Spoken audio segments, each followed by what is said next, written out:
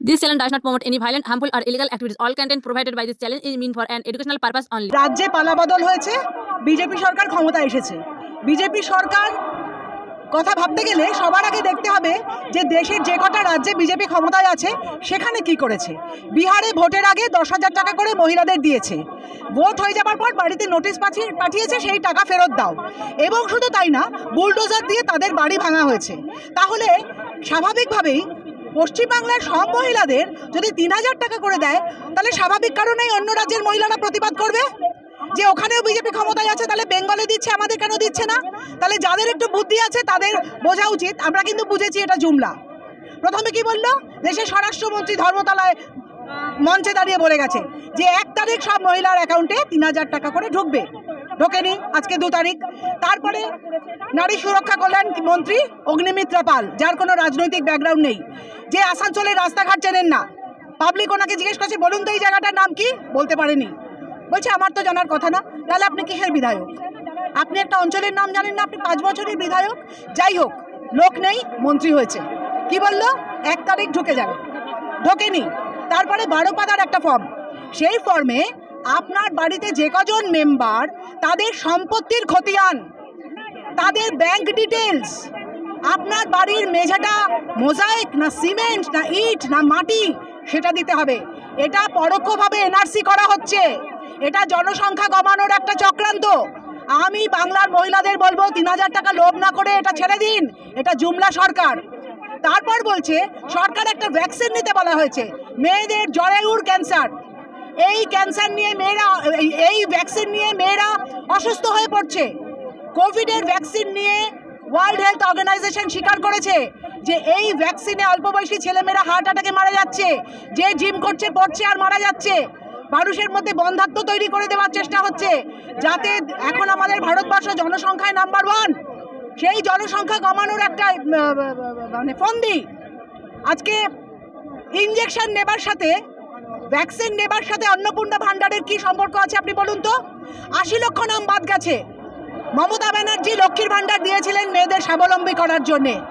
এই লক্ষ্মীর ভাণ্ডার নিয়ে মহিলারা কেউ ব্যবসা করেছেন, কেউ তার প্রয়োজন মিটিয়েছেন, অনেক কাজে এসেছে। কই মমতা ব্যানার্জি তো তার ফাইন্যান্সিয়াল স্ট্যাটাস জানতে চাননি। এখন মহিলারা বলছেন আবার ভোট হোক, আমরা 1,500-এই সন্তুষ্ট, আমরা 3,000 চাই না। এটা একটা জুমলা সরকার। এই 3,000 টাকা কত % লোকের কাছে আসে আপনারাই বলবেন। আর এই যে অন্নপূর্ণা ভাণ্ডারের নাম করে আপনার ফ্যামিলি ডিটেলসটা নিয়ে নিচ্ছে, এতে আপনার অ্যাকাউন্টটা ফাঁকা হবার একটা কল। এই যে আধার প্যান লিঙ্ক, সমস্ত টাকা আপনার গায়েব হয়ে যাবে। আজকে আমাদের যে চোর, এই যে ইলেকশন কমিশনার জ্ঞানেশ কুমার বলছে প্রত্যেক ফ্যামিলি 10,000 টাকা করে দিক, তাহলে দেশের অর্থনীতি উন্নত হবে। কেন 10,000 টাকা করে দেবে? একটা লোক মাথার ঘাম পায়ে ফেলে রোজগার করেছে। 3,000 টাকা দিয়ে আপনি মূর্তি করেছেন, 140 কোটি মানুষের অ্যাকাউন্টে 1 কোটি টাকা করে দিন না। 3,000 টাকা দিয়ে মূর্তি তৈরি না করে 3,000 কোটি টাকা দিয়ে, তাহলে 1 কোটি টাকা করে যদি 140 কোটি টাকার অ্যাকাউন্টে যদি দেয়, তাহলেই তো হয়ে যায়। তাহলে কেন সাধারণ মানুষ 10,000 টাকা করে দেবে, তারপর দেশের অর্থনীতির হাল ফেরাবে? দেশে প্রায় 6,000 লক্ষ কোটি টাকার দেনা, আমাদের ভারতবর্ষের প্রায় 6 লক্ষ কোটি টাকার দেনা। প্রধানমন্ত্রী ইটালিতে গিয়ে মেলোনিকে মেলোডি উপহার দিচ্ছেন, সারা দেশ সারা দুনিয়া হাসছে, ব্যঙ্গ করছে, লোকে রিল বানাচ্ছে। আমাদের লজ্জা না? রাশিয়া বলছে, ইরান বলছে আমরা সস্তায় ভারতবর্ষকে তেল দিতে চাই, ভারত নিচ্ছে না। কেন নিচ্ছে না? আমেরিকার কথাই নিচ্ছে না। ট্রাম্পের পোষা কুকুর হয়ে গেছেন মোদি। আজকে নতুন প্রজন্ম রাস্তায় নেমেছে, বিহারে নতুন প্রজন্ম রাস্তায় নেমেছে, লক্ষ লক্ষ ছেলে মেয়ের ভবিষ্যৎ নষ্ট করে দিল। 4-4টে ছেলে মেয়ে আত্মহত্যা করেছে, নিটের প্রশ্নপত্র লিক 4 বার, সিবিআই তদন্ত করেছে।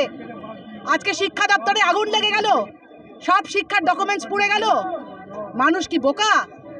আজকে 4টে ছেলে মেয়ে আত্মহত্যা করলো। বিহারে মানুষ রাস্তায় নেমেছে, উত্তরপ্রদেশে মানুষ রাস্তায় নেমেছে, মধ্যপ্রদেশে রাস্তায় মানুষ নেমেছে। আর কিছুদিনের মধ্যে বাংলাদেশ, শ্রীলঙ্কা, পাকিস্তান, এই আপনার বাংলাদেশ, নেপাল, শ্রীলঙ্কার মতো অবস্থা হবে আমাদের দেশে।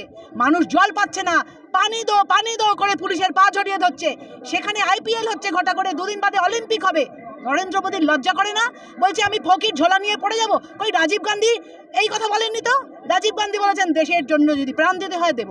আজকে মনমোহন সিং, অটল বিহারী বাজপেয়ী, ইন্দিরা গান্ধী, রাজীব গান্ধী, কাউকে নিয়ে তো মানুষ এত ব্যঙ্গ করেনি। নরেন্দ্র মোদী একটা হাসির পাত্র হয়ে গেছেন। এই বাংলা বিজেপি সরকারের কাছে আমি প্রশ্ন করতে চাই, শুভেন্দু অধিকারী স্বাধীনভাবে কাজ করতে পারছে না, পারবে না। দিল্লিতে রিমোট কন্ট্রোল, দিল্লি যা অর্ডার দেবে তাই করবে। আপনি একটা মানুষের অন্ন বস্ত্র বাসস্থানের দায়িত্ব নিতে পারেন না? আপনি এতগুলো গরিব মানুষের খাবারের মুখের ভাত কেড়ে নিলেন কি হিসেবে? আজকে এদের মধ্যে ভবিষ্যৎ প্রজন্ম নেই? এই হকারের পরিবারের থেকে একটা ডাক্তার ইঞ্জিনিয়ার হতে পারে তো? তাহলে তারা কি খেয়ে স্কুলে যাবে? এই বাচ্চাগুলো কি খেয়ে স্কুলে যাবে? জবাব দিন মুখ্যমন্ত্রী। মমতা ব্যানার্জি এখনো রাস্তায় আছেন।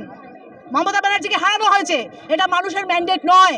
বিজেপির অন্দরমহলের খবর ওরা 100 পেরোচ্ছে না।